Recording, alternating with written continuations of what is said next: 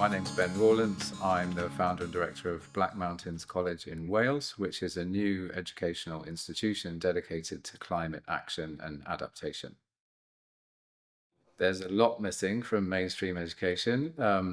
The current statutory education system is basically unchanged since the 19th century, and it's set up for an economy of the 20th century, and we're now in the 21st century. So there's a lot of catching up that needs to happen. We've had neuroscience and educational psychology since Maria Montessori at the turn of the century, which describes accurately and is proven in science how people learn. And yet most institutions from primary school onwards disregard that science, and we don't actually implement what we know about how humans learn. So there's a whole kind of pedagogical challenge. There's a social challenge because since education became politicized after World War II, it's become divorced from the unleashing of human potential, and it's become much more shackled to the needs of the economy. And then we have a climate crisis, which fundamentally demands that we re-examine how our society is organized, how we think, how we learn, how we work. And we therefore need new educational institutions that can promote new ways of looking, seeing, living and working. So that's what we're trying to do. Localization is the antidote to a lot of the injustice and inefficiency and domination and destruction of globalization. There's a lot of positives about globalization and facilitating communication around the world, but largely it's been driven by an economic agenda, which is about the extraction of value and the accumulation of capital. And if we want to think about more sustainable futures, we have to think about more local futures, and that is partly about carbon footprints, supply chains, but it's also about food sovereignty, food justice, and lastly, it's really important for adaptation. If the means of production and the means of living are reliant on patents or seeds or supply chains or practices or legal regimes a long way away, then we're screwed. So we have to be engaging both from a sort of well-being perspective and a moral perspective, but also from an economic perspective. We need the tools of survival close at hand. So practice has always been a key part of progressive education, lots of different traditions in the UK and around the world.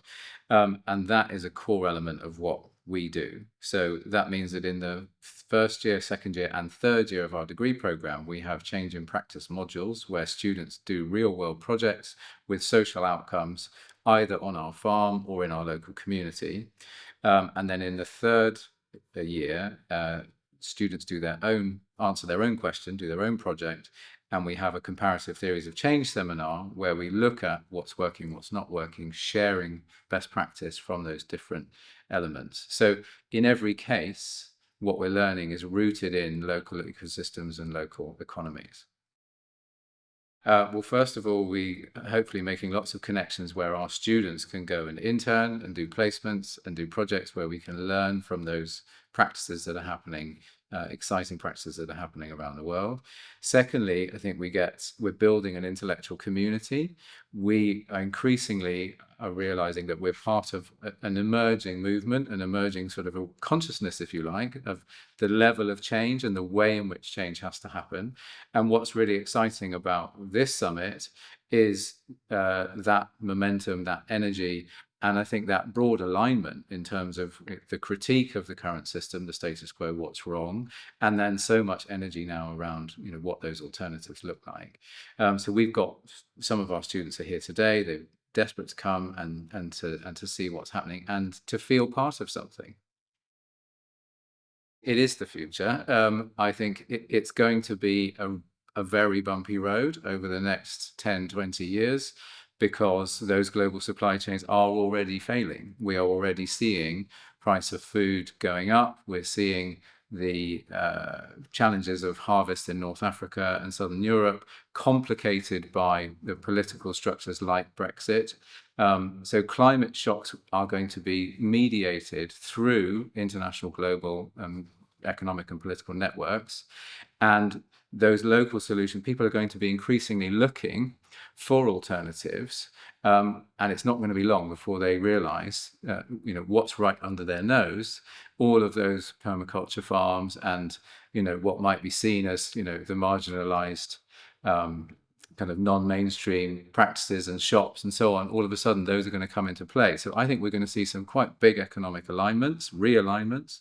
I think we're going to see a lot of re-energized local political networks and political action. And we're particularly seeing that with local assemblies and, people who would never have considered activism suddenly getting involved across the UK in this country's experience anyway. So I think there's a sort of inevitability to this.